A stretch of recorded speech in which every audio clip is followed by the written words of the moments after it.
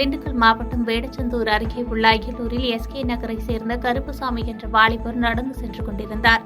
அப்போது அந்த வழியே மோட்டார் சைக்கிளில் சில வாலிபர்கள் இடிப்பது போன்று சென்றதாக கூறப்படுகிறது. அவர்களை கருப்புசாமியை கண்டித்துவிட்டு அய்யலூரில் உள்ள ஒரு டீ கடை முன்பு நின்றிருந்தார்.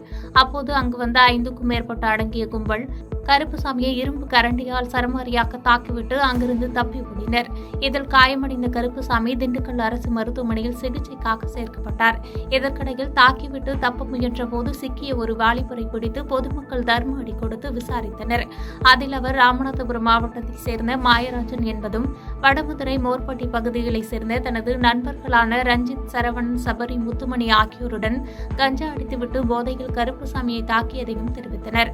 அதனைத் தொடர்ந்து வடமதுரை போலீசார் மாயராஜனை மீட்டு திண்டுக்கல் அரசு மருத்துவமனைக்கு சிகிச்சைக்கு அனுப்பி வைத்து இந்த சம்பவம் குறித்து விசாரணை நடத்தினர். பாதகம் செய்பவரை கண்டால் நாம் பயங்கொள்ளலாகாது பாப்பா, மோதி மிதித்து விடு பாப்பா, அவர் முகத்தில் உமிழ்ந்து விடு பாப்பா.